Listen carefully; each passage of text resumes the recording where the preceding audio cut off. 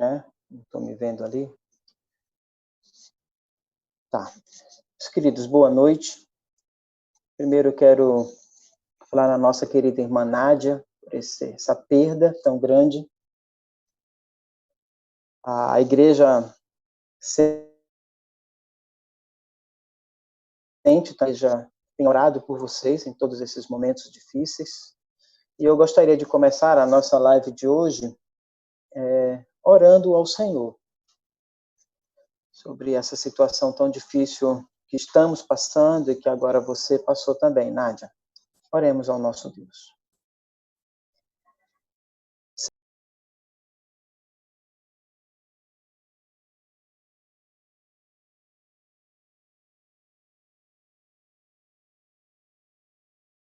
Criados estão todas as coisas, pois tudo tu governas. Ser com a nossa irmã Nádia, esse momento de luto que ela está passando, com a Emily também. O Deus Espírito Santo venha consolá-las nessa angústia. Pedimos também, ó Pai, pelo nosso estudo de hoje, que sejamos edificados e exortados pela Tua palavra. Nossa oração, ó Pai. Fazemos em nome de Cristo. Amém. Meus queridos, vamos dar continuidade à nossa bem-aventurança. Hoje falaremos na segunda bem-aventurança, Mateus capítulo de número 5, versículo de número 4. Bem-aventurados que choram, porque serão consolados. Primeiro temos que falar um pouco sobre a bem-aventurança, o sermão.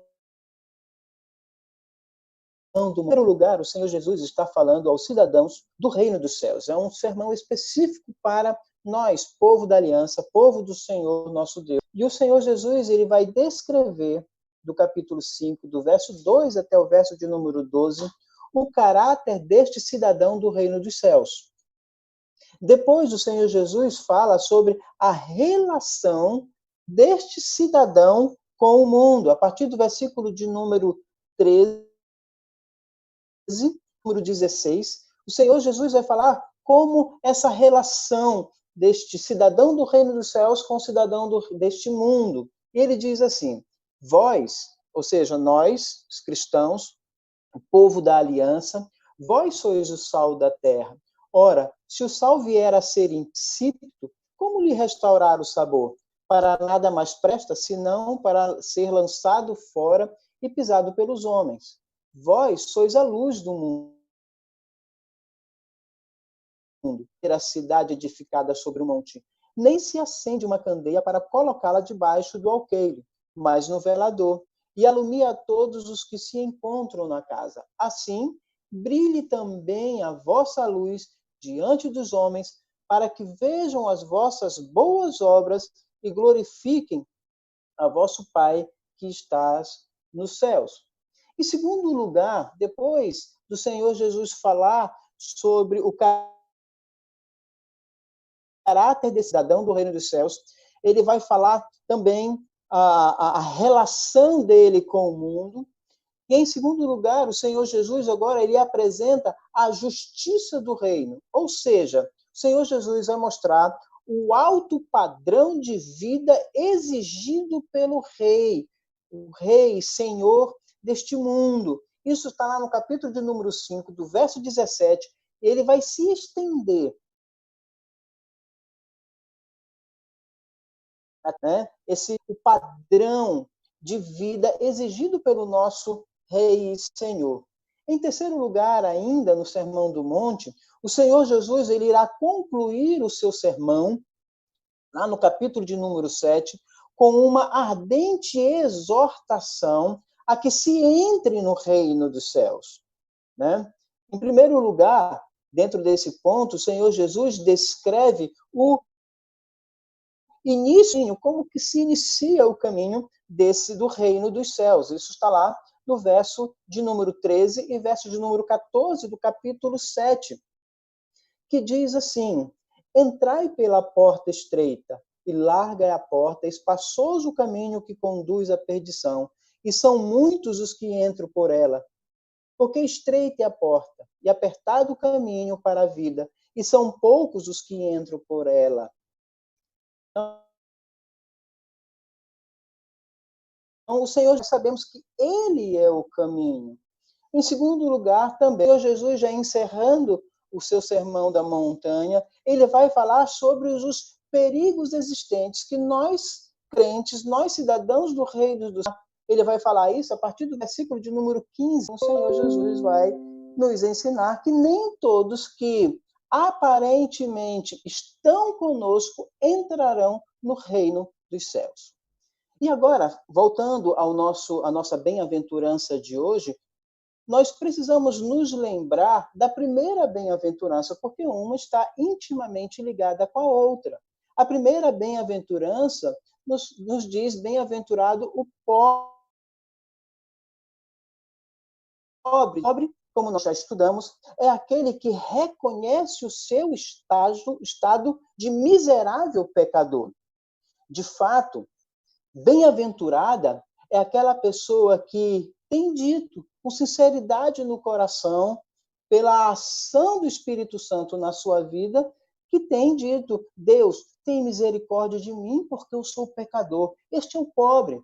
Nós podemos ver isso lá no Salmo de número 51, versículo de número 4, quando diz: pequei contra ti somente, e fiz o que é mal perante os teus olhos, de maneira que serás tido por justo no teu falar e puro no teu julgar. Este é o pobre, como nós vimos na semana passada. Aquele que reconhece a sua miserabilidade, aquele que reconhece o seu pecado, aquele que reconhece que é totalmente dependente do Senhor nosso Deus. E as pessoas, e agora voltando ao nosso tema de hoje, as pessoas choram por muitas razões. Contudo, o que se vê aqui é um tipo diferente de choro. É um pranto daqueles que reconhecem a sua falência espiritual. É impossível alguém que reconhece o seu estado de pecado, que contempla a glória e a santidade de Cristo, que entende pela ação do Espírito, atado do inferno pela obra maravilhosa de Cristo, não chorar. O pobre que reconhece isso, ele chora diante do Senhor nosso Deus. Então, quando o Senhor Jesus está falando bem-aventurados que choram, são aqueles pobres que buscaram em Cristo refúgio e agora choram diante dele, choram aos seus tis, serão condenados. Mas esse choro não decorre unicamente, e entendam bem, unicamente pelos nossos próprios pecados, pelos quais ofendemos ao Senhor, nosso Deus. Esse choro não é unicamente a respeito disso, dos nossos pecados. O crente que foi alcançado pela obra de Cristo, que foi regenerado, que tem um novo coração, que aprendeu a amar a Deus, começará a chorar também diante de todas as obras que os ímpios têm cometido contra o Senhor. Isso está lá em Isaías, capítulo 6, versículo de número 5, quando diz: então disse eu, ai de mim, estou perdido, porque sou homem de lábios impuros, habito no meio de um povo de impuros lábios, e os meus olhos viram o Rei, o Senhor dos exércitos. Nossos pecados, sim, eles ofendem a Cristo, eles crucificaram a Cristo, mas devemos chorar também pelas ofensas que são feitas, que são ditas a respeito do nosso Redentor. Quando quando o Deus que amamos é desonrado, isso deve nos ferir, isso deve causar no nosso coração uma tristeza, uma dor profunda. É isso que o Salmo de número 9, versículo de número 136, nos ensina, quando ele diz: torrentes de água nascem dos meus olhos, porque os homens não guardam a tua lei. É sobre isso também que Cristo está falando, é sobre este choro. O choro, primeiro, do reconhecimento do nosso estágio, da nossa pequenez, do que nossos pecados fizeram com o Senhor Jesus. Nós devemos chorar e lamentar, mas também, meus queridos, nós devemos chorar, porque os ímpios ofendem o nosso Redentor. No livro de Esdras, capítulo de número 10, versículo de número 6, diz assim a palavra do Senhor. Por isso, mas Senhor Deus, também eu devo chorar, porque ímpios te ofendem com a sua vida, com a sua atitude, com a sua postura. Isso deve atingir o meu coração. Portanto, meus queridos, o Senhor Jesus está nos ensinando bem-aventurados que choram, porque serão consolados. Mas a primeira parte nós vimos, bem-aventurados os que choram. Choramos por nós, mas também devemos chorar pelo pecado dos ímpios que ofendem o nosso Redentor, que ofendem o nosso Cristo amor, que ofendem a santidade e a majestade do nosso Redentor. Isso deve nos constranger. Mas, em segundo lugar, o texto também diz que estes que choram serão consolados. Meus queridos irmãos, haverá um dia em que esta promessa se cumprirá de forma plena, quando o nosso Cristo voltar e julgar todas as coisas.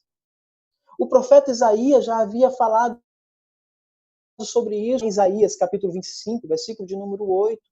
Tragará a morte para sempre, e assim enxugará o Senhor Deus as lágrimas de todos os rostos, e tirará de toda a terra o opróbrio do seu povo, porque o Senhor falou. Haverá um dia em que Cristo, o nosso Redentor, o nosso Salvador, aquele a quem amamos, enxugará do nosso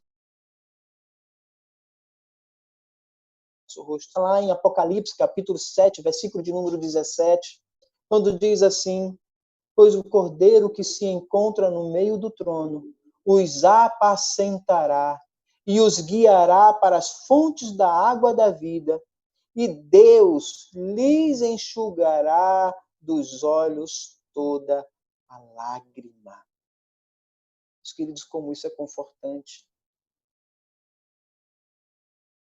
Confortante. Essa bem-aventurança, meus queridos, ela traz algo também do tempo presente, como nós devemos viver hoje, mas também traz algo para a eternidade, da bendita esperança do retorno do nosso Cristo. E nós o aguardamos. Portanto, meus irmãos, chore pelos seus pecados. Lamente pelos seus pecados, pois por causa deles matamos o autor da vida. Lamente, meus queridos, pelas ofensas que os ímpios fazem contra o amado das nossas almas. Entristeça o seu coração. Mas também devemos nos alegrar, porque somos bem-aventurados em Cristo Jesus. E um dia ele enxugará toda lágrima. Que o Senhor Deus nos abençoe, que o Senhor Deus nos guarde e que possamos, meus queridos irmãos, lamentar e chorar. Que possamos, meus queridos irmãos, também alcançado por essa graça, ser consolados pelo Espírito Santo. Que o Senhor Deus nos ajude. Oremos mais uma vez. Que possamos olhar para este mundo com tristeza, porque os ímpios ofendem a tua santidade e se ofendem a ti. E, ó Deus, ofendem a mim, ofendem ao teu povo, que isso possa trazer também uma profunda dor no nosso coração. Mas também, ó Deus, a tua palavra nos ensina da bendita esperança. Bem-aventurados que choram, porque serão consolados. Haverá um dia o dia eterno, em que Cristo estaremos diante dele face a face, e ele enxugará toda lágrima dos nossos olhos. Ó Deus, que esse dia se abrevie, que possamos nos encontrar, que possamos, ó Deus, tirar por Cristo Jesus toda essa tristeza, toda essa dor. E em especial hoje, ó Pai, eu te rogo pela nossa querida irmã Nádia. Que o Senhor Deus venha consolá-la nesse momento de dor. Assim nós oramos e agradecemos pela bendita esperança em Cristo Jesus.